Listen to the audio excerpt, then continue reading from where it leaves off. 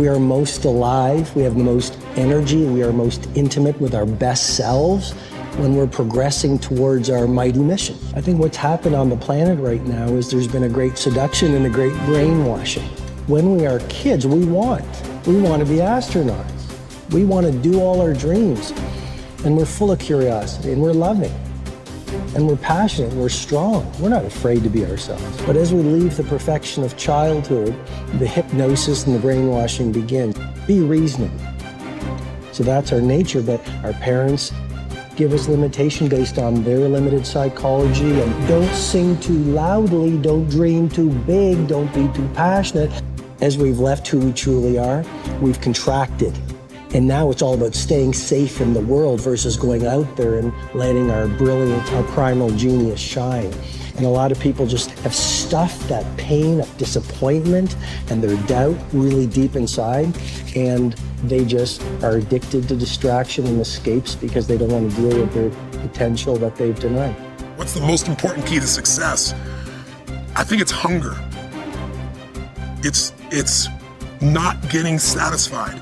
A hunger that doesn't go, a hunger to learn, a hunger to grow, a hunger to serve, a hunger to give, a hunger to create breakthroughs.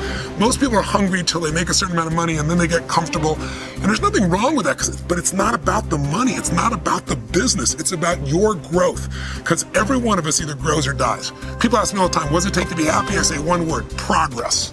Progress equals happiness, because achieving a goal feels good for how long? A week, a month, 3 months, and then there needs to be something else. And the reason for something else is because you gotta grow. I want to find more, all I can. And in that sack of you have to dive in that to find more. Because if you're not willing to go in there and face yourself, I can find anything.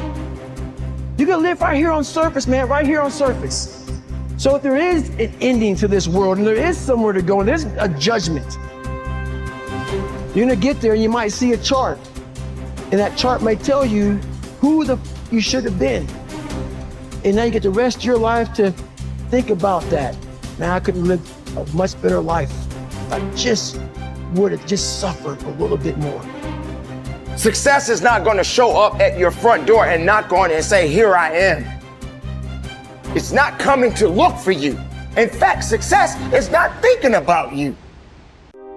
Success is already doing its job. You got to be willing to do your job. Each and every day that you are breathing in this world, each and every day that you are doing something in this world, you should be focusing on getting better, not worse. You should be understanding that, hey, I can't be this same person on a day in, day out type of way. I got to keep focusing and going further and going harder and going stronger and pushing myself till there's nothing else left to push forward. So now's the time for you to hit the gym of your life and start exercising your self-discipline muscle. No more talk, no more excuses. From this moment forward, it's all about massive execution. Will there be days that you don't feel like it? Yes. Will there be days that you want to stop? Yes. Will there be days that you want to give up? Yes. Will there be days that you want to quit? Yes. Listen to me. Quitting is never an option. We've all bought into a lie. We've bought into a lie that confidence is belief in self. And so when you're in a situation which is normal, where you don't believe in yourself, you're like, oh my God, I have no confidence. The truth is, and I want you to walk out of here with a new definition of confidence. Confidence is the willingness to try. Because when you try and you take action, what happens, and what's happened for France, is that when she sees herself taking action, what happens is she sees herself being the kind of person that takes action. So she has evidence that she can rely on herself. And that action is what builds confidence. It doesn't start with belief. The real way for most of us is not to wait to believe, but to push ourselves to act. And through the action, you will build the belief. We're built to walk uphill. And when you reach the pinnacle of the hill, you want to stop and appreciate the vision, but the next thing you want is a higher hill in the distance, because it's the uphill climb that it's from the uphill climb that we derive our value, and I mean this technically.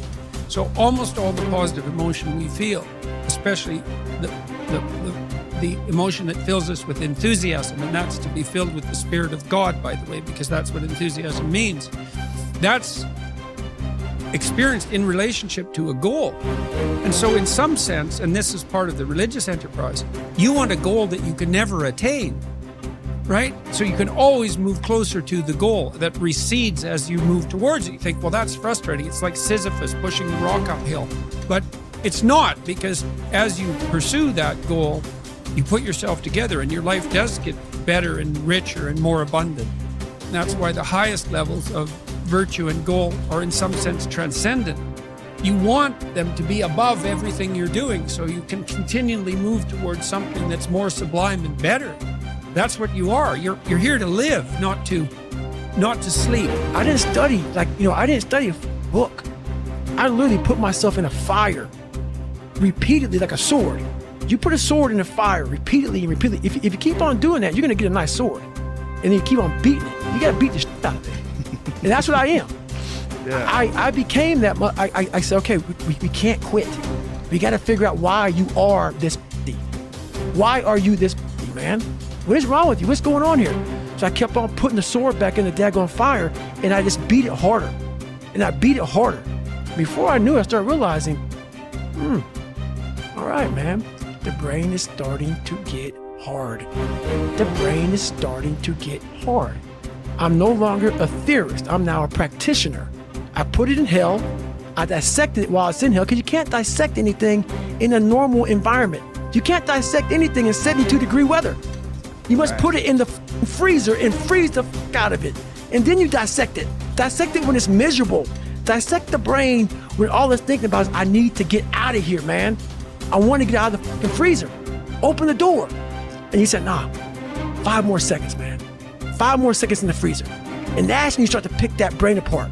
And that's what all this stuff did to me. I kept on putting myself back into the freezer or the fire and beating the out of myself, mentally and physically.